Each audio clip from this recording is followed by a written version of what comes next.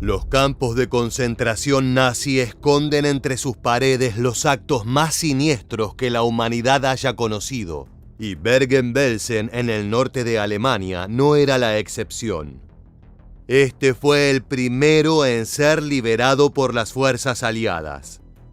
Hasta entonces, las únicas descripciones de lo que pasaba en esos lugares eran del Ejército Rojo, compuesto por soldados de la Unión Soviética que habían visto con sus propios ojos los horrores de esos templos de la muerte establecidos dentro de Polonia.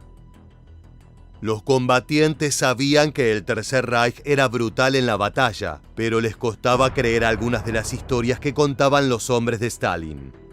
No obstante, para su sorpresa, lo que encontraron fue aún peor.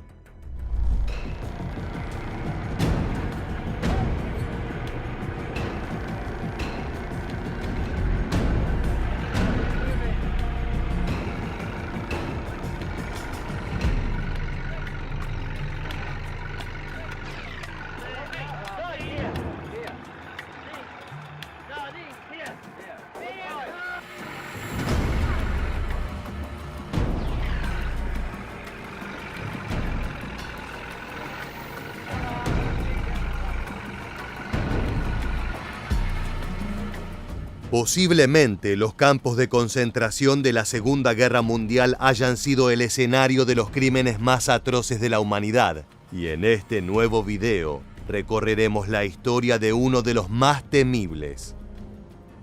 Te lo advertimos, las imágenes y relatos que vamos a conocer en los próximos minutos son increíblemente brutales. Pero si estás listo para descubrir todo lo que padecieron las víctimas en el campamento de Bergen-Belsen, incluyendo a una figura muy reconocida que murió allí, entonces ponte cómodo, porque ya comenzamos. Wreszcie najstraszniejszy, najokropniejszy obóz, jaki przeżyłem, to jest Bergen-Belsen. Sceny nie do opisania. Chcąc uwierzyć, trzeba być na miejscu i wszystko widzieć. Trupy, trupy y jeszcze raz trupy. El régimen nazi encabezado por Adolf Hitler siempre tuvo entre sus herramientas los campos de concentración, que nacieron en 1933 como instalaciones para custodiar y restringir la libertad de los enemigos de la ideología del Führer. Al principio, la organización paramilitar del Tercer Reich, conocida como las SS y al mando de Heinrich Himmler, detenía mayormente a opositores políticos, en gran medida miembros del Partido Comunista, y a ellos se les sumaban delincuentes, los denominados asociales, que no se identificaban con ningún pensamiento, y algunos judíos. Esa fue la base para la estructura que tomaría gran relevancia luego del estallido de la Segunda Guerra Mundial. No obstante, cada campo también tiene su historia particular, y en este caso conoceremos la de Bergen-Belsen. En 1935, 4 años antes del inicio de la contienda, sus instalaciones fueron usadas para probar el alcance y autonomía de los mortíferos vehículos blindados alemanes. Las dos pequeñas ciudades entre las que se encontraba dieron nombre al lugar que quedó en desuso entre 1938 y 1939. Sin embargo, cuando los nazis invadieron Polonia, las fuerzas armadas alemanas, más conocidas como Wehrmacht, empezaron a usar el espacio como un campo destinado a los prisioneros de aquel conflicto en particular. Rápidamente sus instalaciones se fueron llenando. Había un gran número de detenidos que requería mucho trabajo y representaba varias bocas que alimentar. Antes de comenzar la guerra a gran escala con el resto de Europa, este centro albergaba 95.000 hombres, entre opositores al nazismo, comunistas, homosexuales, gitanos y hasta testigos de Jehová. Como si fuera poco, en junio de 1940, cuando la famosa guerra relámpago o Blitzkrieg de Hitler comenzó a dominar buena parte del territorio alrededor de Alemania, Bergen-Belsen alojó a los primeros prisioneros franceses y belgas. Un año después, con la invasión a la Unión Soviética, el campamento tuvo que ampliar sus instalaciones y ya comenzaba a demostrar la brutalidad nazi. Approximately 2,500 Russians died at this camp in a one-month period. One bit of sport which the Nazi commandant indulged in was to turn loose German police dogs for attacks on the physically handicapped who were unable to report promptly for the daily inspection. A pesar de que se había ampliado la capacidad del lugar, la cantidad de personas que llegaban provocaba que el campo nunca diera abasto, y el hacinamiento era algo común. El nuevo diseño estaba preparado para albergar a 20.000 prisioneros, pero fue rápidamente desbordado. Para finales de marzo de 1942, ya habían muerto en ese complejo 41.000 detenidos, únicamente provenientes de la Unión Soviética. Eran víctimas del hambre, el agotamiento y las enfermedades, pero Bergen-Belsen se mantenía por fuera de la iniciativa que fue llamada Solución Final. Ese era el plan del nazismo para eliminar a todos los judíos de Europa, que utilizó las cámaras de gas como principal medio para alcanzar su objetivo. Sin embargo, el campamento al cual nos estamos refiriendo no contaba con una de ellas. De hecho, el funcionamiento era diferente en cuanto al trato con esta población específica a la que se quería aniquilar. Mientras en lugares como Auschwitz llegaban transportes repletos de hebreos listos para ser llevados a su muerte por envenenamiento con un poderoso pesticida que era usado en las cámaras, lo que ocurría en Bergen-Belsen era que se alojaba a las personas judías para hacer moneda de cambio por civiles o soldados alemanes que hubiesen sido capturados por el enemigo. Entre el verano de 1943 y diciembre de 1944, al menos 14.600 judíos fueron transportados a este campo. Todos eran obligados a trabajar en los esfuerzos de guerra del Tercer Reich. Eran mano de obra esclava, al principio no demasiado maltratada porque los nazis veían en esos detenidos un particular y potencial valor de cambio. No obstante, la consideración tenía un límite para la supuesta bondad de los nazis. Dentro del complejo habían creado un espacio llamado de recuperación. Eran una gran ironía, ya que allí eran enviados desde otros campos de concentración los prisioneros demasiado enfermos como para trabajar. La intención, al menos la formal, era que recobraran fuerza y salud para regresar lo más pronto posible a sus labores forzadas.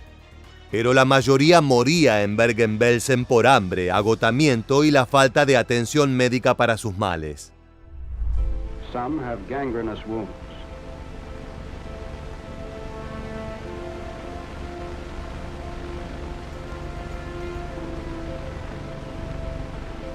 Others suffer from fever, tuberculosis, typhus, and additional communicable diseases. All existed under appalling conditions in vermin-infested quarters and with little or nothing to eat. Para aquel 1944, una parte de las instalaciones había sido adaptada para albergar un campo de mujeres que recibió un envío inicial de 9.000 prisioneras, muchas de ellas chicas muy jóvenes, casi todas deportadas después del alzamiento del gueto de Varsovia, el espacio de confinamiento para judíos más grande conformado por la Alemania nazi. También llegaron otras mujeres desde el resto de Polonia y Hungría. Todas estaban destinadas a trabajar en la fabricación de armas para sostener a las tropas del Tercer Reich. Pero los cambios en el campo no solo se dieron entre los detenidos y nuevos reclusos.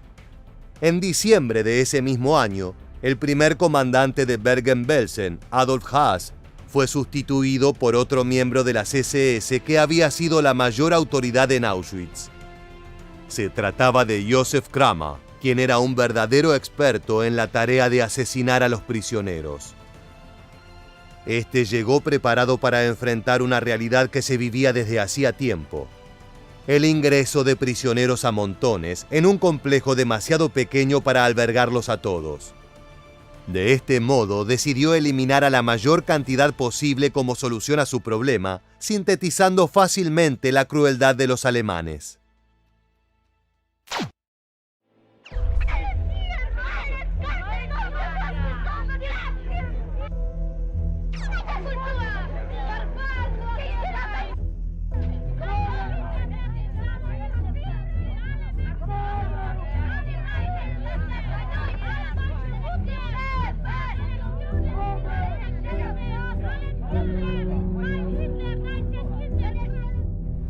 Estas imágenes muestran sin dejar lugar a las dudas que este tipo de complejos alojó los actos más aberrantes de la historia. Fue con Kramer como comandante que Bergen-Belsen dejó de ser considerado simplemente una instalación para alojar prisioneros y pasó a ser oficialmente un campo de concentración nazi de las SS. De su mano se volvieron a ampliar las instalaciones. Sin embargo, para enero de 1945, los campamentos del este europeo comenzaron a ser evacuados ante el avance del Ejército Rojo, y al menos 85.000 personas fueron transportadas en vagones de ganado hasta el complejo en Alemania. Muchas fueron enviadas a pie, pero una gran parte no lograron resistir la larga y dura marcha por su estado de deterioro provocado por la estadía en los campamentos del Tercer Reich. Como si fuera poco, los que llegaban tenían que continuar luchando por su vida. Y es que Bergen-Belsen se había convertido en un infierno en donde todo estaba preparado para matarte. Desde la falta de alimentos e higiene, la brutalidad de los guardias y hasta las enfermedades y los médicos que, lejos de aliviar esos males, experimentaban con los prisioneros. Todo eso quedó grabado en la memoria de las personas que lograron salir con vida de este infierno y que tuvieron la posibilidad de contar su tormento tras ser liberadas. Wir waren 1500 in einem Zimmer, sehr schmutzig und sehr gedrängt haben wir sich. Und ohne Essen, ohne Wasser und überhaupt, das war kein Leben für uns. Wir haben gedacht, dass wir schon das Überleben nicht mehr. Solo el que derrotaba todos esos obstáculos podía tener alguna esperanza de ver con sus propios ojos la caída del nazismo, que se encontraba cada vez más cerca. Para dimensionar los últimos meses de caos en Bergen-Belsen antes del final de la guerra, podemos analizar algunos números. En febrero de 1945 había aproximadamente 22.000 prisioneros en el campo, pero con la llegada de los detenidos evacuados de los complejos que se encontraban en los frentes del conflicto donde el enemigo avanzaba, para mediados de abril la cifra había superado las 60.000 personas. Además, debemos tener en cuenta que en el mismo periodo murieron decenas de miles, por lo que el total de víctimas de la crueldad nazi en torno a este campamento fue cercano a alrededor de 100.000 personas, solo en este pequeño tramo de la historia, que concluyó el 15 de abril de 1945 con la llegada de fuerzas británicas. Así fue como las tropas de los aliados liberaron por primera vez un campo de concentración de los nazis.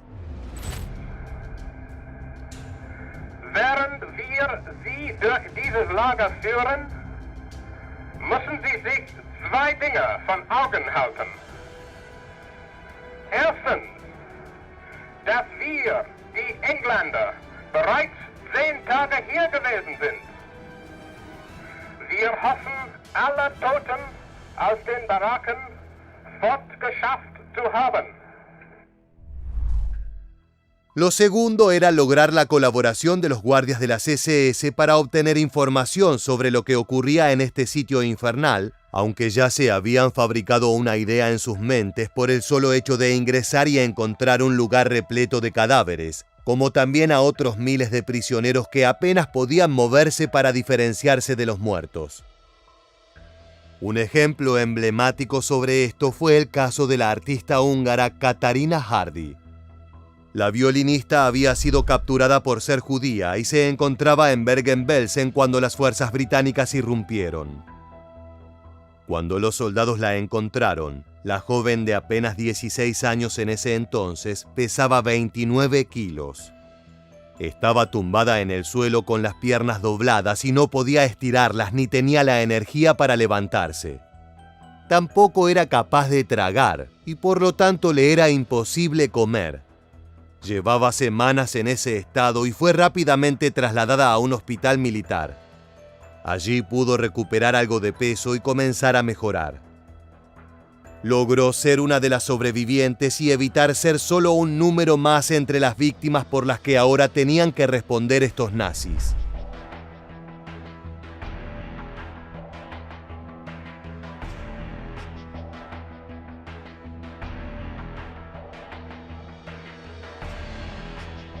Heute ist der 23. April 1945. Ich bin der Oberscharführer, der SS-Oberscharführer Friedrich Herzog aus Dortmund in Westfalen und bin 2 Jahre hier im Lager. Hombres como este pasaron de ser guardias a prisioneros de las fuerzas aliadas y acusados de las mayores atrocidades. De hecho, la propia Katarina Hardy, una vez recuperada, explicó lo que era estar encerrada en el campo de concentración.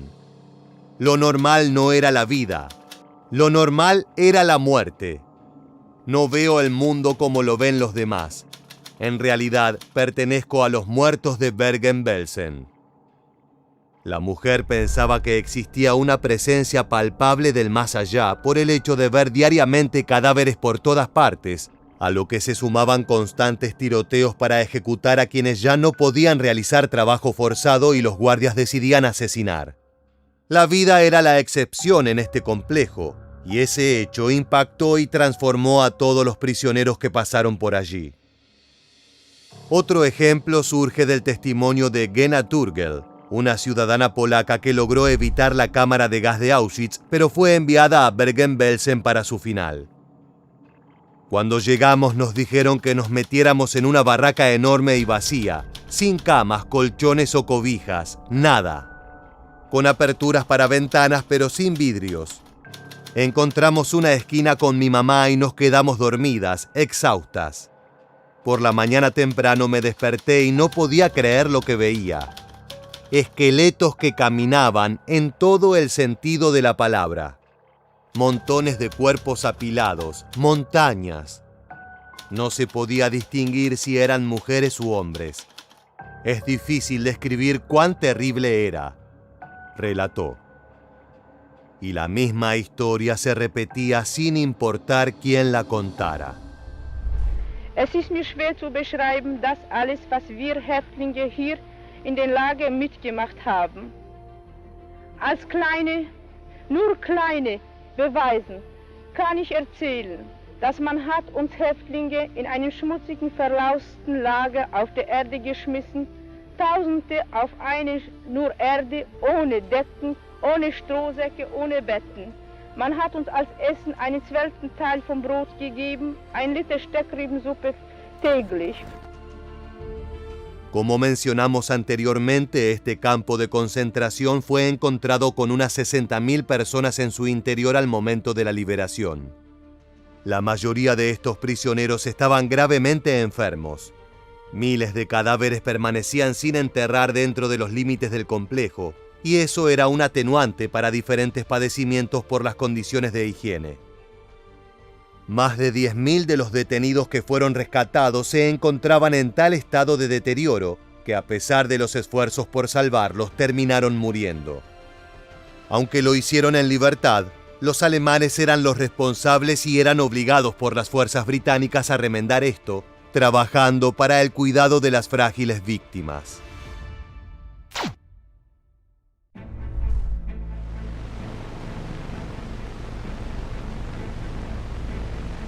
The staff of German nurses is also forced to attend the victims.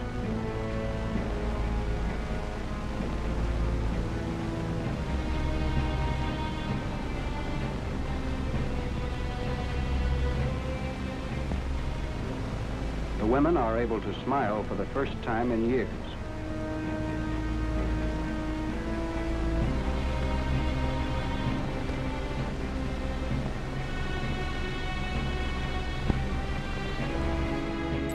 La etapa más oscura parecía haber terminado para esas prisioneras femeninas, pero las secuelas las acompañarían de por vida, ya que habían sido blanco de experimentos brutales de esterilización.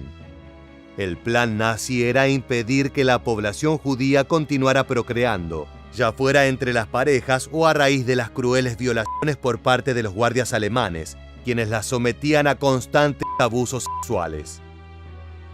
Los médicos de las SS eran conscientes del deseo de Adolf Hitler de preservar su amada raza aria, y por eso comenzaron a buscar diferentes métodos para que las mujeres hebreas no pudieran tener hijos. Entre ellos se probó la sobreexposición a los rayos X, cirugías o inyecciones con irritante químico que provocaba una inflamación severa, causando enorme dolor y daño permanente en los órganos reproductores. Además de todo ese sufrimiento, muchas veces los sujetos de prueba eran asesinados para realizarles autopsias y comparar resultados en los diferentes cuerpos. Ahora bien, las mujeres no eran las únicas en sufrir, porque los alemanes se las arreglaban para tener castigos para cada uno de los prisioneros. De hecho, estas no fueron las únicas historias que se dieron a conocer luego de la liberación de este temible campo de concentración.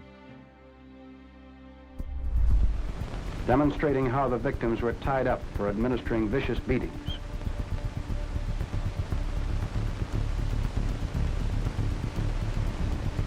A barbed wire stick was used on the backs of the men.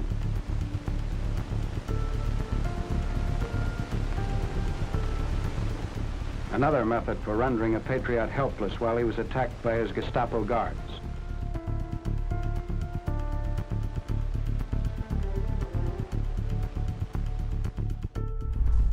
Las torturas en Bergen-Belsen estuvieron a la altura de todos los campos de concentración alemanes, pero debemos tener en cuenta que este había sido el primero en ser liberado por las tropas de los aliados, así que también fue el que destapó los brutales misterios del trato nazi con sus prisioneros. Los soldados soviéticos del Ejército Rojo ya habían tenido contacto con otros complejos en territorios ocupados cuando avanzaron desde el este europeo, pero las fuerzas occidentales que comenzaron su camino hacia Alemania luego del desembarco de Normandía en suelo francés, todavía no eran conscientes de lo que sucedía puertas adentro de estas fábricas de la muerte. Por esa razón, cuando lo descubrieron, los estadounidenses encabezados por el general Dwight Eisenhower quisieron mostrarle al mundo la brutalidad que se vivía puertas adentro. Former inmates demonstrate how they were tortured by the Nazis.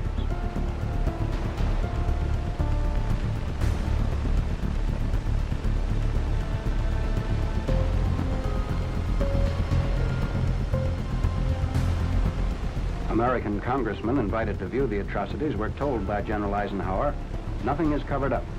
We have nothing to conceal. The barbarous treatment these people received in the German concentration camps is almost unbelievable.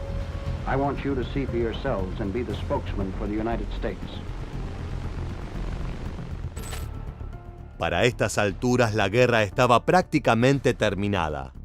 Tan solo 2 semanas después de la liberación del campo de Bergen-Belsen, Adolf Hitler se quitaba la vida para no ser capturado por las tropas de Stalin que ya habían ingresado a Berlín.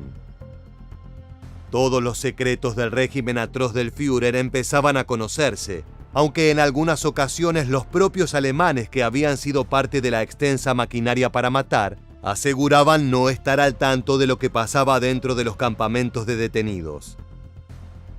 Es por eso que los norteamericanos que querían dejar asentados los brutales crímenes cometidos, sumaron a soldados nazis a las recorridas por el complejo recién liberado. Los enfrentaban a la verdad para que supieran o no de qué se trataba, pudieran sentir y oler la muerte que habían provocado con tanto dolor de por medio.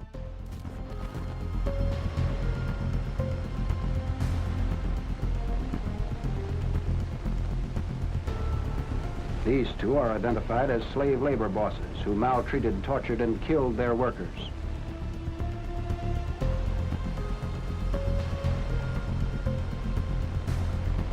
Next, to the woodshed, which the Nazis are reluctant to enter, but Colonel Sears demands that they get a close-up look at the most gruesome of sights. Las delegaciones, que comprendía a los representantes del gobierno estadounidense y los alemanes, nuevos prisioneros de guerra, recorrieron cada rincón del campo que durante años había sido un infierno para decenas de miles de judíos de toda Europa. Los cadáveres, totalmente consumidos, eran el reflejo más claro del sufrimiento que había significado ser parte de los detenidos en Bergen-Belsen.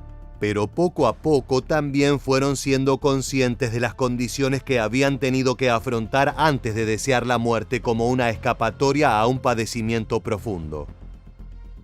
Entre los lugares visitados llegaron al sitio que estaba especialmente preparado para incendiar las pilas de cuerpos sin vida y reducir la cantidad que se acumulaba a lo largo del complejo.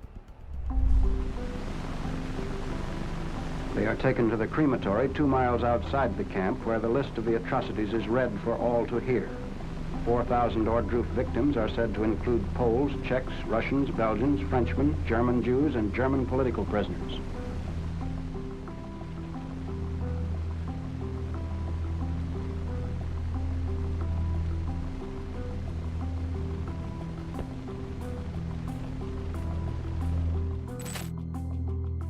Si dejamos afuera los primeros años de funcionamiento del campo de concentración, cuando actuaba como un espacio para encerrar a los prisioneros de guerra, ya sea de la Polonia invadida o los traídos tras la ocupación de Francia y Bélgica, se estima que entre 1943 y 1945 pasaron alrededor de 120.000 personas por Bergen-Belsen. De todas maneras, solo se pudo conocer el nombre de unas 55.000 de ellas, es decir, menos de la mitad. Esto se debe a que los miembros de las SS destruyeron gran parte de los archivos antes de la derrota del nazismo. Solo algunos pocos informes que habían sido ocultados terminaron en poder de los aliados, y aunque los datos eran escasos, ofrecieron algo de claridad para las familias de las víctimas del Holocausto, que buscaban a sus seres queridos con la esperanza de encontrarlos con vida. Death books found hidden in the wine cellar of the Hadamar Institution revealed part of the story of the mass killings. The bulky volumes contained thousands of death certificates. Profession unknown, nationality unknown, was written after each name.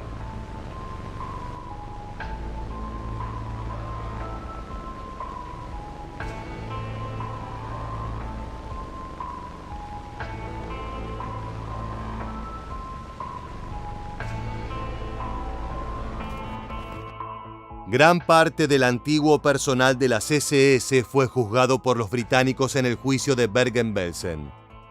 Durante el periodo en que funcionó como campo de concentración, al menos 480 personas trabajaron como guardias o miembros de la plantilla del complejo, incluidas 45 mujeres.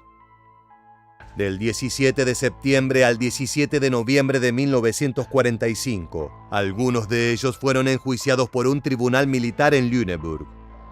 Esto incluyó al comandante Josef Kramer, 16 hombres de las fuerzas nazis, 16 guardias femeninas y 12 antiguos jefes de los diferentes sectores del campamento. Muchos de los imputados no solo fueron acusados de delitos cometidos en este campo en particular, sino también en transgresiones anteriores en Auschwitz. La cobertura mediática sustancial del juicio proporcionó información detallada sobre las cámaras de gas de este complejo en suelo polaco, así como de los asesinatos en masa en Bergen-Belsen. 11 de los imputados fueron sentenciados a muerte, entre ellos Kramer, y sus ahorcamientos tuvieron lugar el 13 de diciembre de 1945 en Hamelin. Por otra parte, 14 terminaron absueltos. Finalmente, de los 20 restantes, uno fue condenado a cadena perpetua, pero ejecutado por otro delito. Y para los demás 19 se impuso prisión por periodos de 1 a 15 años. Sin embargo, la mayoría de estos casos se redujeron en apelaciones o súplicas de indulto. Acercándonos al final de nuestro video, podemos asegurar que las penas pagadas por este pequeño grupo de nazis suenan a poco, comparado con el terrible sufrimiento que vivieron miles de prisioneros en ese lugar atroz. Y como habíamos prometido, te contaremos quién fue la persona que pasó sus últimos días en Bergen-Belsen. Se trata de Anna Frank, la joven que se hizo famosa por el relato de su etapa escapando de los nazis.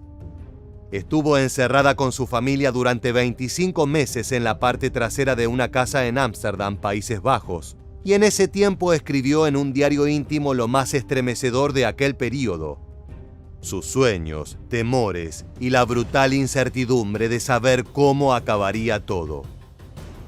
Finalmente, ella y su familia fueron capturados en agosto de 1944 y enviados a Auschwitz, pero más tarde, Anna fue trasladada al campo de concentración en suelo alemán, donde falleció en febrero de 1945 a causa del tifus.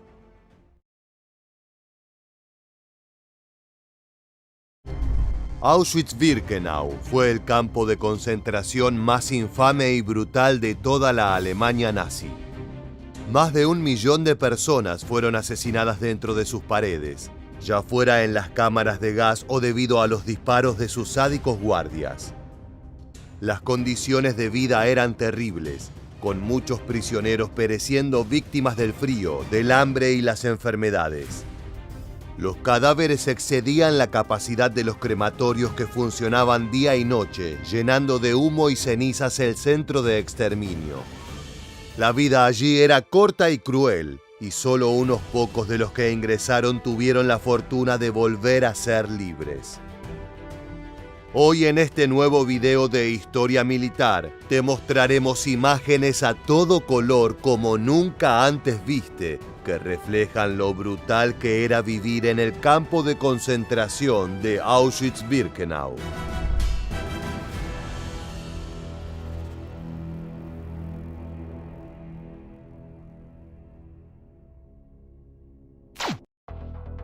Polonia fue invadida por Alemania el 1 de septiembre de 1939, dando así comienzo a la Segunda Guerra Mundial. En tan solo un mes, los nazis arrasaron con los defensores, y para el 6 de octubre todo el país estaba bajo su control. Decenas de miles de soldados fueron convertidos en prisioneros de guerra, a los que también se sumaban los civiles encarcelados por los germanos. Estos incluían políticos, intelectuales, periodistas, artistas y muchos más que formaban la cúpula de la sociedad de la nación. Pero ahora los alemanes se veían ante un dilema. Necesitaban de un lugar en donde albergarlos hasta que decidieran qué hacer con ellos. Cerca de la ciudad de Oswiecim, o Auschwitz en alemán, existían unas barracas que habían sido utilizadas previamente por las fuerzas de Polonia. Allí los nazis encontraron el lugar perfecto para establecer el infame campo de concentración, en donde millones de personas serían asesinadas. Se encontraba en una zona poco poblada, pero en la intersección de vías de ferrocarril, lo que facilitaría el transporte de personas. El primer centro construido se llamó Auschwitz I, el cual tenía en su interior 22 edificios de 1 o 2 pisos. En un principio se enviaron allí a aproximadamente 700 prisioneros polacos. Pero con el paso de los meses, mientras los nazis aumentaban sus conquistas por Europa, fueron trasladados más y más hombres y mujeres. El campo no dio abasto, por lo que los guardias germanos pusieron a trabajar a los recién llegados. Se amplió el número de edificios y en aquellos que solo tenían un piso se añadió otro adicional. Las condiciones de trabajo eran brutales, con poca comida y casi ningún tiempo de descanso. Los guardias alemanes, todos miembros de las crueles SS, frecuentemente torturaban a los más débiles, haciéndolos laborar hasta que cayeran exhaustos. Si bien aún el campo no había sido convertido en un centro de exterminio, no les importaba si sus cautivos morían. El 22 de junio de 1941, Alemania invadió la Unión Soviética y en pocos meses conquistaron cientos de kilómetros de territorio, junto con todos los pueblos que habitaban allí. Hitler, he saw world Jewry as a threat to the German race. Right, Hitler's thinking about this in terms of biology. He also sees communism as a threat to Western civilization. And from Hitler's perspective, and many of those in the Nazi leadership, Jews were behind the Soviet threat. The Jew equaled a Bolshevik, so if he was able to destroy the Soviet Union, he could kill 2 birds with 1 stone. Debido a la invasión, los nazis contaron nuevamente con miles de prisioneros que debían ser encarcelados, y muchos de ellos fueron enviados a Auschwitz. La población de 700 en tan solo un año había aumentado a aproximadamente 11.000. No solo había polacos ahora, sino que también se encontraban judíos, eslavos, romaníes, comunistas y muchos otros más marcados por los nazis como inferiores y subhumanos. En octubre de 1941 comenzó la construcción de Auschwitz II, mejor conocido como Birkenau. La intención de los alemanes era que con este nuevo centro se pudiera albergar a más de 30.000 personas. Nuevamente los prisioneros fueron utilizados para la construcción. Muchas de las obras se hicieron durante el crudo invierno polaco. Se obligaba a los presos a dormir en las barracas a medida que eran construidas, y debido a que el techo era lo último que se colocaba, no contaban con protección frente al despiadado clima. Debilitados por los meses de pésimas condiciones, muchos no sobrevivieron al frío. El agotamiento, el hambre y los golpes de los alemanes mataron a varios otros. La maquinaria asesina germana estaba comenzando a aceitar sus engranajes, por lo cual, además de las barracas, se construyeron 4 cámaras de gas que serían usadas para un oscuro fin. A diferencia de Auschwitz I, Birkenau había sido pensado principalmente como un centro de exterminio y pronto entraría en funcionamiento. A comienzos de 1942, Adolf Hitler y el resto de los jerarcas nazis comenzaron a discutir la mejor forma de consolidar su macabro plan. Había llegado el momento de emplear la solución final con la que buscaban acabar con la población judía albergada en los campos de concentración. Para ello se iniciaría el uso de las cámaras de gas construidas inmediatamente. Auschwitz, debido a su gran tamaño y número de personas retenidas allí, se convirtió en uno de los centros más mortales de todo el Tercer Reich. Apenas bajaban del tren, los prisioneros eran separados en 2 amplios grupos por los guardias de las SS. Los de aspecto más saludable eran rapados, tatuados con un número de identificación y enviados a las barracas. Los más débiles, entre los que se incluían ancianos, mujeres embarazadas y niños, eran casi sin excepción enviados a las cámaras de gas. El humo que salía de las chimeneas era un recordatorio constante para los demás prisioneros del destino que les esperaba si su desempeño comenzaba a flaquear.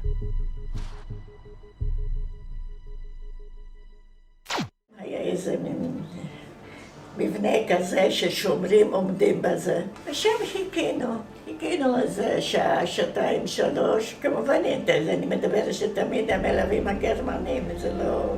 אחרי שעה, 2 אמרו לשבת, אחרי 2 לקום, אחר כך עשינו סיבוב, ועוד פעם שידור חוזר, לשבת, לקום, ועוד פעם, עוד שם, עד שהיה כבר מאוחר בלילה, וחזרנו לבלוק, ואז נתברר שהבלוק הזה היה מועמד להשמדה, אבל התגלגל לקרמטוריום. בשביל זה אני מספרת לכם. La mujer que acabamos de oír se salvó de una terrible muerte, pero debió seguir como prisionera en ese campo donde la vida era una interminable agonía.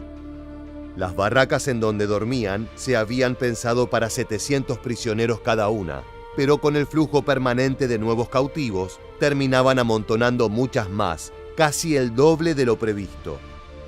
Algunos edificios ni siquiera contaban con camas y solo había colchones de paja en los que abundaban las pulgas y otras pestes. A veces incluso eso faltaba y la única opción era dormir sobre el duro y frío suelo. La estufa de carbón no alcanzaba a calentar el lugar. Muchos murieron debido a estas brutales condiciones. Los prisioneros eran despertados temprano por los guardias antes de que el sol se asomara. Ya a las 5 de la mañana debían estar levantados para su desayuno. Este consistía en una infusión de hierbas o agua hervida con granos de un sustituto de café. No se sabe cuál era el origen, pero resultaba tan amargo que muchos no podían aguantarlo en sus estómagos o lo rechazaban, aunque fuera una de las pocas comidas ofrecidas. Si tenían suerte se les podía dar un pedazo de pan. Luego los hombres de las SS los llevaban afuera de las barracas para formar filas y así pasar lista. Si alguien tardaba más de lo permitido o si la cuenta no daba el número esperado, este procedimiento podía prolongarse a veces por horas. No importaba si estaba lloviendo o nevando. Era otro momento en el que los sádicos alemanes podían torturar a sus prisioneros. Hubo ocasiones en donde algunas personas tan debilitadas por todas las experiencias morían durante la toma de lista, cayendo extenuadas al suelo helado. Esto, lejos de acabar con la situación, solo lograba que se alargue aún más. Cuando los germanos finalmente quedaban satisfechos, les ordenaban marchar a sus destacamentos de trabajo. Varios laboraban fabricando productos para la guerra, como piezas de vehículos o armas. Otros eran empleados por ciertas empresas como por ejemplo Bayer, Siemens o IG Farben para aumentar sus riquezas. De hecho, Auschwitz III, también llamado Monowitz, fue construido por esta última compañía para la creación de caucho sintético. Esta y otras se aprovechaban de la mano de obra esclava, pagándole al gobierno nazi para emplear a los prisioneros. Muchos también eran utilizados para ampliar el campo de concentración, que siempre necesitaba albergar más cautivos, o en las minas de carbón fuera del mismo. Algunas mujeres eran llevadas a almacenes donde separaban las pertenencias de valor de los cautivos, como ropas y joyas. Si bien en teoría eran vendidas para brindarle fondos al gobierno, muchos de estos objetos eran apropiados por los guardias como regalos para sus esposas. Las jornadas de trabajo podían llegar a las 11 horas o más. Cualquier error cometido solía ser castigado de forma brutal por los guardias, ya fuera quitándoles el permiso de almuerzo, dándoles una golpiza o incluso ejecutándolos sumariamente. La comida dada consistía en una sopa de papas, granos y harina. Al igual que pasaba con el desayuno, muchos la vomitaban, quedando más debilitados para el resto del día. El hambre era un compañero constante para los habitantes de Auschwitz y la desnutrición mató a casi tantos como las cámaras de gas. Food was brought to us in barrels, wooden barrels. It was a vegetable, heavy, thick vegetable concoction of soup.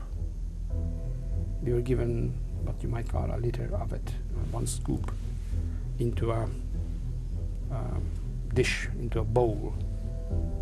I remember it was a maroon-colored bowl that we always wore. It was hanging from the belt together with a spoon. You didn't dare lose it, because without that you didn't eat. En un lugar como este, cada uno debía pensar en su propia supervivencia. Luego de finalizado el día laboral, se escoltaba a los prisioneros nuevamente a las barracas. A ellos se les encargaba llevar los cadáveres de los que habían muerto durante la jornada para luego ser calcinados.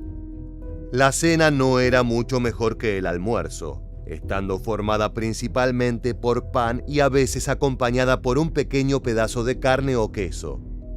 Para mediados de 1942, los alemanes cayeron en la cuenta de que decenas de miles de prisioneros estaban muriendo por la falta de comida y se vieron obligados a mejorar estas condiciones.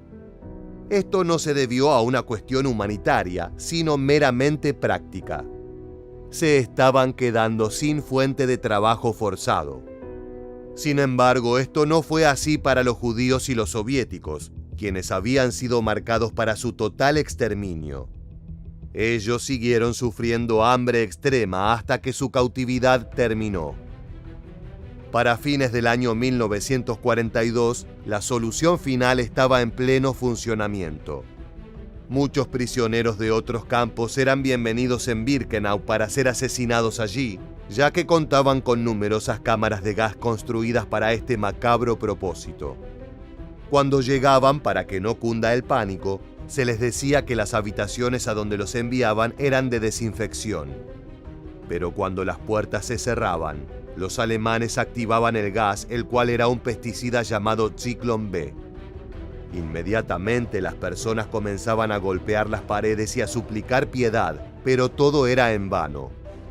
Minutos después, los gritos cesaban y ciertos prisioneros seleccionados entraban para remover los cuerpos.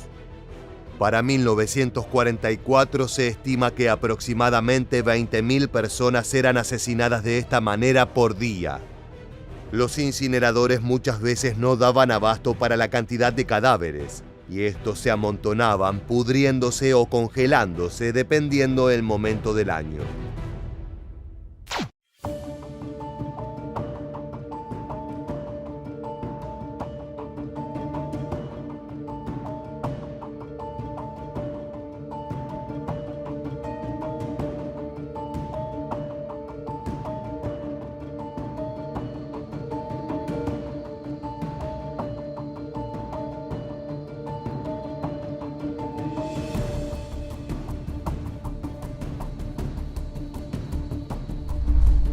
Las ejecuciones, sin embargo, no ocurrían únicamente en las cámaras de gas. Los guardias tenían el permiso explícito de descargar toda su furia contra los prisioneros. Cualquier mínima infracción era severamente castigada, y estas torturas solían terminar en la muerte de la víctima. Los cautivos apenas reaccionaban cuando un compañero era asesinado con un balazo en la cabeza, ya que los alemanes los habían acostumbrado a estos crímenes. Dentro de Auschwitz I, el bloque 11 había sido destinado únicamente para los castigos. Según los informes, tener las manos en los bolsillos y atreverse a pedir una segunda ración de comida eran los motivos más comunes para que las personas fueran enviadas ahí. Dentro de este bloque, los hombres de las SS azotaban a los infractores con látigos o los colgaban en ganchos de metal hasta que no tocaran el suelo. Incluso sostenían sus cabezas dentro de las chimeneas, indiferentes a los gritos de dolor. Si el prisionero quedaba muy debilitado luego de su tortura, era enviado a la cámara de gas sin pensarlo dos veces. El bloque 10 fue otro sector de Auschwitz ideado para un uso sádico. Era donde los doctores alemanes practicaban sus experimentos con los prisioneros, a quienes usaron como conejillos de indias. Además de eliminar a los considerados inferiores, también buscaban prohibir que se reproduzcan. Se hicieron pruebas para encontrar un esterilizador efectivo. Muchas mujeres fueron expuestas a altas dosis de rayos X para probar su efecto. A tantas otras se les inyectó peligrosos químicos que dejarían sus úteros sin la capacidad de gestar. Varias murieron en estos ensayos o quedaron tan dañadas que no presentaban ninguna utilidad para los nazis y fueron enviadas directo a las cámaras de gas. Fuera de la esterilización, también se realizaron otros experimentos. En el bloque 10 de Auschwitz, Josef Mengele hizo sus oscuras pruebas por las que se volvió infame. Cualquier prisionero con enanismo o enfermedades hereditarias era enviado a una de las barracas reservadas para él, al igual que los hermanos gemelos. El científico nazi estaba obsesionado con estas condiciones, por lo que realizaba un gran número de pruebas en estas personas. Cuando había obtenido la información que buscaba, los mataba para luego diseccionarlos. Decenas de miles entraron a su laboratorio, pero solo unos pocos sobrevivieron. One day I became extremely ill after a visit to the lab, and I was taken to a barrack that was filled with practically living dead. So there you are, a living dead person, knowing it. Well, Mengele came in every morning and every evening, twice a day, with 4 other doctors. And he declared, very sarcastically laughing, "Too bad, she's so young. She has only 2 weeks to live." Right in front of you. Right in front of me. De los 3.000 gemelos con los que Mengele experimentó, solo 150 sobrevivieron hasta la liberación del campo. La mujer que escuchamos fue una de las pocas afortunadas. Las cámaras de Auschwitz siguieron funcionando hasta octubre de 1944, asesinando a decenas de miles de personas todos los días. Pero los nazis sabían que no les quedaba mucho tiempo. El ejército rojo soviético se acercaba rápidamente a Polonia, habiendo puesto a los alemanes en retirada desde el año anterior. Los guardias de las SS, previniendo que Hitler perdería la guerra, no querían que quedaran evidencias de lo ocurrido en el campo de concentración. Las cámaras y los crematorios fueron demolidos, junto con muchas de las barracas y las oficinas de los altos mandos. Todos los registros de llegadas, ejecuciones y torturas fueron destruidos. Pero aún quedaban cientos de miles de prisioneros con vida. Algunos germanos querían asesinarlos, pero otros aún veían su uso como mano de obra o incluso como rehenes para negociar con los soviéticos o el resto de los aliados. Fue así que se decidió trasladar a los cautivos hacia el interior del Reich para colocarlos en otros campos de concentración. Anybody who couldn't march, couldn't follow, was shot, and the body was thrown on the side of the road. Some of us were very sick, and we didn't know whether we will make it. Los nazis no contaban con vehículos para mover semejante caudal de personas, por lo que el transporte se realizó a pie. Estas marchas de la muerte, como se las conoció después, sucedieron en invierno, con la temperatura llegando a menos de 0 grados. Miles de debilitados prisioneros, sin comer bien en años y sin ropa de abrigo, murieron en el camino producto del despiadado frío. Los que se atrasaban mucho, a su vez, eran ejecutados por los nazis. Se cree que de los aproximadamente 60.000 que eran al empezar la marcha, cerca de 15.000 cayeron víctimas del clima o de los disparos. Auschwitz fue liberado el 27 de enero de 1945 por los soviéticos. Cuando ingresaron al campo, solo 7.000 prisioneros quedaban con vida, la mayoría demasiado debilitados para entender que habían sido librados de los nazis. Más de 1 millón de personas, entre judíos, eslavos, romaníes, entre otros, murieron allí. Por el escalofriante número de defunciones, es uno de los campos de concentración más conocidos y una muestra de la crueldad a la que llegó el régimen nazi. Pero a pesar de los intentos de los alemanes por denigrarlos, muchos de estos cautivos nunca perdieron su humanidad. Mantuvieron reuniones para celebrar su religión, cultura y festividades a lo largo de los años de encarcelamiento. Se ayudaron entre ellos, compartiendo comida y otros bienes, aún sabiendo el destino que les depararía si eran descubiertos por los guardias. Incluso hubo rebeliones que, a pesar de haber fracasado, mostraron el espíritu imbatible de estas personas.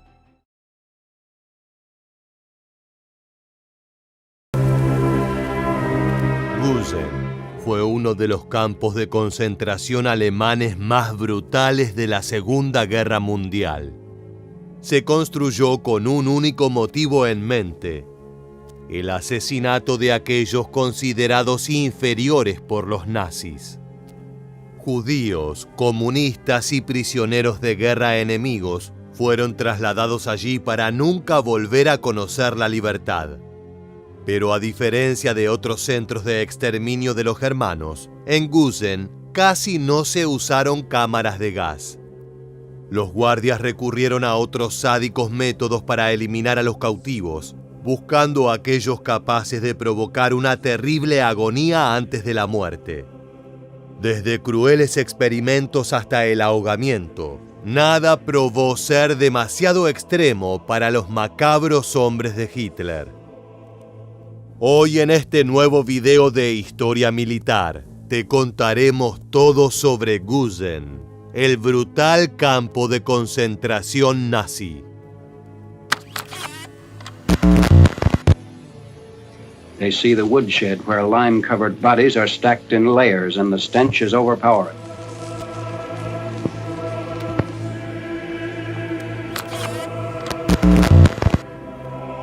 La construcción de este terrible lugar ocurrió antes del comienzo de la Segunda Guerra Mundial. Para la última mitad de la década de 1930, Adolf Hitler ya ostentaba cómodamente el poder en Alemania. Desafiando los tratados internacionales que regían desde el fin de la Primera Guerra Mundial, el Führer había ordenado la modernización y la ampliación de las Fuerzas Armadas Nacionales. El ejército pasó de 100.000 hombres a más de 3 millones, mientras que aviones, tanques y artillería pesada empezaron a producirse a un ritmo descomunal. Todo estaba en marcha para llevar a cabo los planes de expansión que los jerarcas nazis habían ideado, pero las primeras conquistas se hicieron sin derramamiento de sangre. Austria fue el objetivo inicial. La mayoría de sus habitantes estaban a favor de la unificación con Alemania, pero los ganadores de la Gran Guerra, Inglaterra, Francia y Estados Unidos principalmente, lo habían prohibido. Esto no le importó a Hitler, que cada vez se mostraba más desafiante con las potencias occidentales. El 12 de marzo de 1938, los germanos marcharon con sus hombres y sus tanques por las calles de Viena, anunciando que a partir de ese momento Austria pasaba a formar parte del Tercer Reich. Esto se conoció como Anschluss, que significa anexión. Los austríacos no ofrecieron resistencia alguna y gran parte de la población festejó animosamente la unión entre ambos países. Aquellos de ascendencia aria tenían motivos para hacerlo, ya que ahora pertenecían a una nación más avanzada y poderosa que elevaba su raza entre todas las demás. Pero la población judía, los comunistas y otros considerados indeseados, pronto se darían cuenta del terror que significaba vivir bajo el yugo nazi. 2 días después de la anexión, la Gestapo, la policía secreta alemana, estableció una oficina en la capital austríaca. Desde allí supervisaron los miles de arrestos que se dieron en el nuevo territorio. En un principio, los prisioneros eran deportados al campo de concentración de Dachau, establecido en el sur del país germano y uno de los primeros de estos centros. Allí fueron a parar los disidentes políticos más vocales, judíos, romaníes, homosexuales y criminales comunes. Pero el gran número de encarcelados pronto llevó a las autoridades nazis a planear la construcción de otro campo dentro del territorio de Austria. En marzo de 1938, hombres de las SS, la organización alemana encargada de la seguridad de estos lugares inhumanos, eligió el sitio donde se erigiría el infame centro de concentración de Mauthausen. Unos meses más tarde entró en funcionamiento. Los retenidos allí eran obligados a trabajar en las canteras de la zona, extrayendo granito en condiciones insalubres, con escasa comida, agua y horas de descanso. Las muertes no tardaron en llegar. Luego del Anschluss, los alemanes siguieron sumando territorios a su creciente imperio, ahora con la adquisición de ciertas regiones de lo que era Checoslovaquia. Si bien Hitler también desafió a las potencias europeas al hacerlo, no encontró resistencia. Pero esto estaba a punto de cambiar. El 1 de septiembre de 1939, los nazis invadieron Polonia, y esta vez los locales se defendieron, dando así comienzo a la Segunda Guerra Mundial.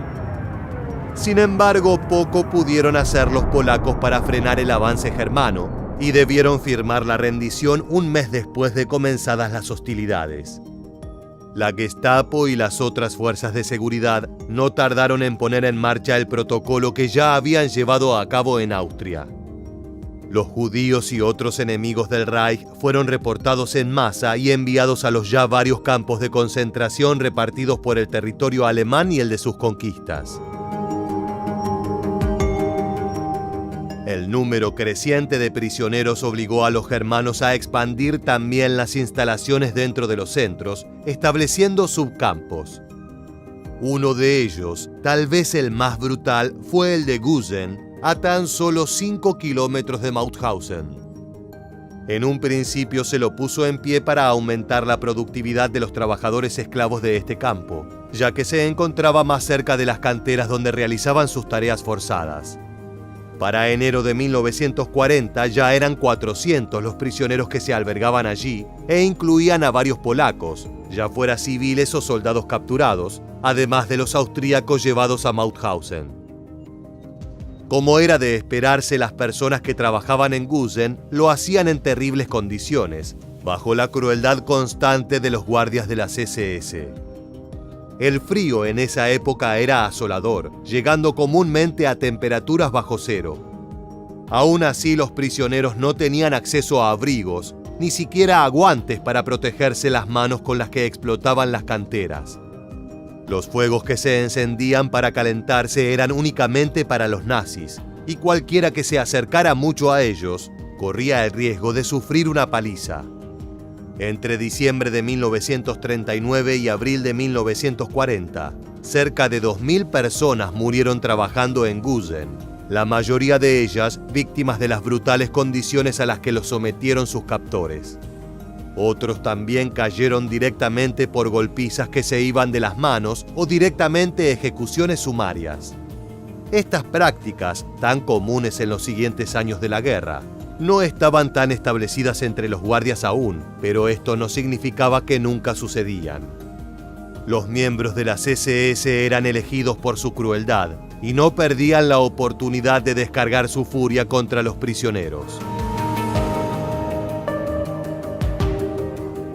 Además de las torturas por parte de los germanos, también debían enfrentarse a los capos.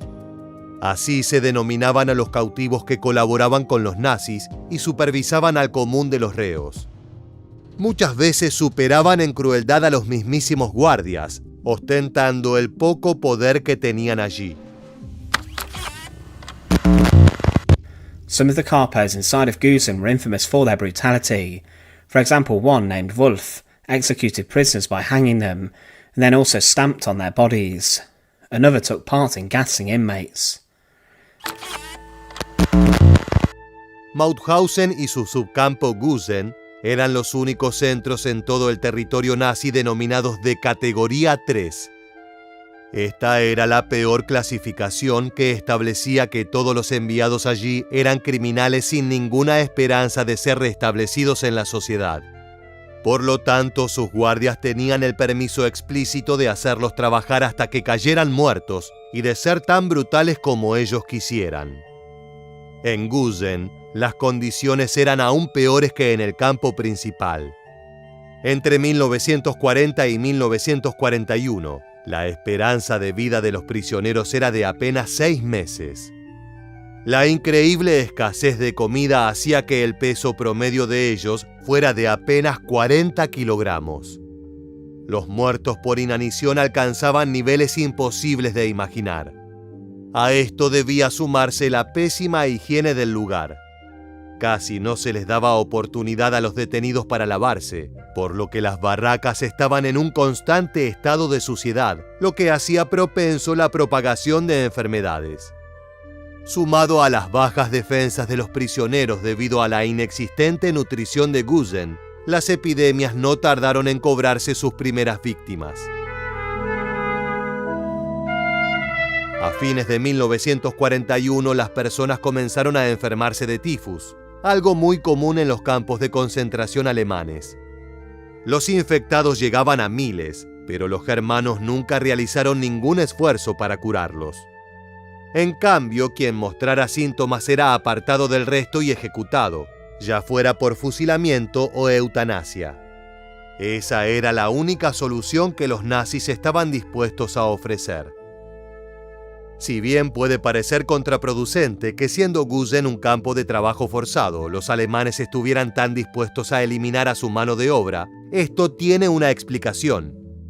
La realidad era que, a pesar de que se realizaban estas tareas, su función primordial era el exterminio de su población. Pero a diferencia de otros como Auschwitz, el principal método de asesinato en masa no era la cámara de gas, sino la explotación laboral. Los prisioneros literalmente trabajaban hasta morir en las canteras de granito. Cuando un grupo fallecía, otros eran traídos de diferentes centros de concentración, manteniendo el número de retenidos aproximadamente constante, siendo en general de 6.000 o 7.000. Este número superaba la capacidad de Gusen, que había sido planeado para alrededor de 5.000 personas como máximo. El hacinamiento se sumaba a las terribles condiciones ya mencionadas anteriormente para hacer de este campo un verdadero infierno, como cuenta un sobreviviente a continuación. Life in the hospital was very hard for us because we had no medical cures. We had very little food to eat. We were kept in small rooms, 3, 4 in one bed, with very much dirt and no possibility to wash. And we had very often very many died every day. In our room, for instance, about 50 men we were, and each day 3 or 4 men used to die, sometimes even more than that. Desde prácticamente su apertura hasta principios de 1943, Gusen estuvo a cargo del comandante Karl Chmielewski. Según los testimonios de los sobrevivientes, era un hombre extremadamente cruel que disfrutaba torturando a los prisioneros a su cargo. En lugar de delegar las tareas, él mismo golpeaba, abusaba y asesinaba a las personas retenidas allí. Era muy normal que hiciera esto completamente alcoholizado. Bajo su poder, la vida en Gusen fue caracterizada por la violencia y el sadismo. La mitad de los enviados allí murieron durante su brutal régimen. En 1943 fue reemplazado como comandante por Friedrich August Seidler, quien no aprobaba los castigos indiscriminados y arbitrarios de su predecesor. Pero si los prisioneros pensaban que por ello sus penurias estaban por terminar, se encontraban gravemente equivocados. Seidler prefería lo que él llamaba una brutalidad de estilo prusiano, en la cual administraba castigos de carácter marcial a quien infringiera sus reglas, como si fueran miembros del ejército. En lugar de golpizas, ahora los prisioneros que rompían las normas de los nazis eran sometidos a latigazos, por ejemplo. El resultado final, sin embargo, era muchas veces la muerte, igual que sucedía con Chmielewski. Otro castigo común era quitar las raciones del día, en un lugar en el que una comida podía significar la diferencia entre vivir y morir. Para las afrontas mayores, como intentos de escape o agresiones contra los guardias, el prisionero era condenado al pelotón de fusilamiento. Puede que el número de asesinados haya disminuido bajo el mandato de Seidler, pero Gusen siguió siendo un lugar brutal y sádico hasta el fin de la guerra. Incluso se llegó al macabro extremo de experimentar con los reos. Era común que los nazis probaran nuevas medicinas o drogas en los campos de concentración, ya que no les importaba si los ensayos salían mal y la persona fallecía. El más conocido de los doctores nazis fue Josef Mengele, que realizó la mayor parte de sus oscuros experimentos en Auschwitz. En Gusen estuvieron a cargo del médico Helmut Beta.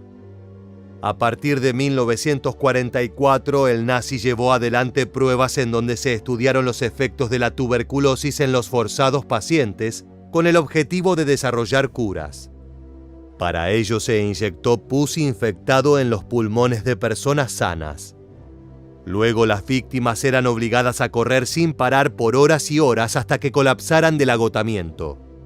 Totalmente debilitadas se les introducía en los pulmones benceno, uno de los componentes de la gasolina, lo que les provocaba una muerte lenta y agonizante.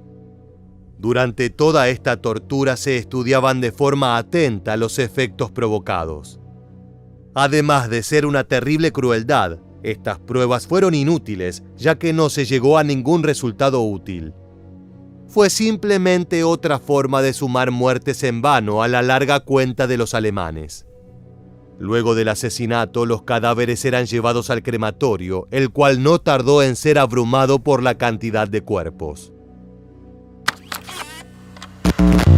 The general and his party next see the crude woodland crematory, actually a grill made of railway tracks. Here, the bodies of victims were cremated. Charred remains of several inmates still lay heaped atop the grill. Los guardias de las SS también organizaron ciertas distracciones de sus tareas, todas con un lado oscuro. Los domingos, por ejemplo, se organizaban partidos de fútbol entre los cautivos para el disfrute de los miembros del equipo de seguridad. Los participantes obtenían más raciones, pero el agotador ejercicio en el estado de hambre en que se encontraban muchas veces terminaba por debilitarlos aún más, lo que no inquietaba en absoluto a sus captores. En 1942 también se abrió un burdel en Gusen para uso exclusivo de los germanos.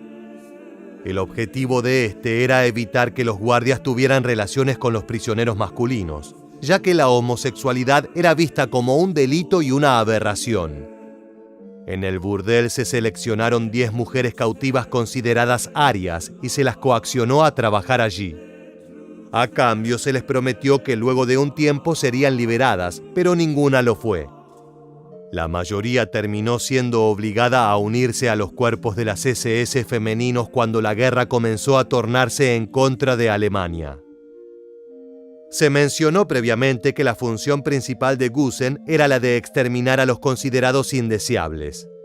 Aquellos seleccionados para la muerte en Mauthausen también eran enviados allí. Apenas llegaban, los guardias los hacían correr para comprobar su estado físico. Los que no podían mantener el ritmo eran eliminados de varias formas distintas. Este fue el destino de una tercera parte de los primeros 10.000 prisioneros trasladados a Gusen. Las cámaras de gas fueron construidas en este lugar recién sobre el final de la guerra. Los guardias recurrieron a formas más inventivas y crueles para matar a los cautivos. Una de ellas, muy utilizada en el invierno, era obligar a las personas a quedarse de pie toda la noche al aire libre, sin abrigo ni comida. A veces incluso se les ordenaba desnudarse. Era normal que la mitad no sobreviviera hasta la mañana. Los que sí lo hacían, increíblemente debilitados, solían morir en el transcurso del día siguiente. Un método únicamente empleado en Gusen fue el de los baños de la muerte. Los prisioneros eran obligados a mantenerse debajo de duchas extremadamente frías hasta que murieran. Los desagües se tapaban, por lo que el nivel de agua aumentaba continuamente. Si la persona intentaba evitar ser cubierta por el líquido, los guardias realizaban ellos mismos el trabajo sucio y los ahogaban. Este proceso agonizante podía llegar a durar horas. Era tan ineficiente como cruel y nunca fue empleado en otros lugares. Esto no evitó que los sádicos alemanes siguieran recurriendo a los baños de la muerte, aunque solían falsificar los registros para atribuir otra causa al fallecimiento del prisionero. The SS sanitaire took the people in the bathroom there, and with cold water, 20 minutes. During 20 minutes, he made a cold bath. A cold bath. Yes. Whipping and, There was an SS and knocking and Yes, knocking the people. SS man himself. The SS man himself. You understand? And next day, we had many casualties, and a third of these people were dead. En 1945, durante los meses finales de la guerra en Europa, se diseñó una cámara de gas como las utilizadas en otros campos, aunque de menor capacidad. Fue poco utilizada y se le atribuyen únicamente alrededor de 1.100 muertes. Los asesinatos totales en Gusen llegaron a más de 35.000 personas, con aproximadamente un tercio de estas acontecidas en el último año de la guerra. Para esos momentos, aproximadamente 25.000 prisioneros estaban albergados en Gusen. La mayoría sufría algún tipo de enfermedad, ya fuera tuberculosis, neumonía o tifus. Casi todos estaban en un terrible estado de desnutrición, extremadamente flacos y débiles. A ellos se los conocía como Muselmann por los guardias alemanes. Gracias al sobrepoblamiento del campo, se veían obligados a dormir de a 3 por cucheta, lo que solo lograba incrementar la propagación de epidemias. Con el fin de la guerra cerca, las autoridades máximas de Gusen decidieron eliminar de una vez por todas a la totalidad de los prisioneros del campo. Para ello tuvieron la terrible idea de enviarlos a los túneles de las canteras y una vez allí, detonar los mismos con dinamita encerrándolos dentro. Se llegaron a colocar explosivos en 2 de las 5 entradas, pero afortunadamente la cadena de mando nazi colapsó y la orden de llevar a cabo esta matanza masiva nunca llegó. En los primeros días de mayo de 1945, con el Führer ya muerto, varios de los guardias de las SS comenzaron a desertar de sus puestos, ya que no veían motivo de seguir cumpliendo sus directivas. Gradualmente los prisioneros se fueron dando cuenta de que no quedaba nadie que los controlara y se encontraban prácticamente en libertad. Los que estaban en mejor estado dejaron Gusen, adentrándose en el territorio austríaco buscando ayuda. Muchos otros, sin embargo, se encontraban demasiado debilitados para moverse. Para suerte de ellos, soldados estadounidenses llegaron al campo de concentración el 5 de mayo. Los pocos miembros de las SS que quedaban no dudaron en rendirse. Aún así, cuando se adentraron en Gusen, los norteamericanos se encontraron con escenas terribles. no solo por la cantidad de muertos cuyos cadáveres nunca fueron incinerados, sino que también los pocos sobrevivientes, varios víctimas de la locura, se estaban matando entre sí con las armas que los nazis habían dejado atrás. Además, los más débiles habían sido encerrados en las barracas por los guardias como un último acto de crueldad, sin acceso a agua ni comida. Para cuando los aliados consiguieron destrabar las puertas, la gran mayoría ya había muerto. También fueron testigos de cómo los prisioneros ajusticiaron por mano propia a aquellos acusados de colaborar con los nazis. Muchos de estos se suicidaron al ver a las muchedumbres sedientas de sangre avanzar sobre ellos, mientras que los demás fueron asesinados sin piedad. Luego de restablecido el orden, comenzaron las investigaciones para acusar a los máximos responsables de las crueldades ocurridas allí. El doctor Veta, encargado de los experimentos de tuberculosis, fue condenado a muerte. Chmielewski consiguió escapar y vivir bajo una falsa identidad hasta 1959, cuando fue descubierto y enviado a prisión de por vida.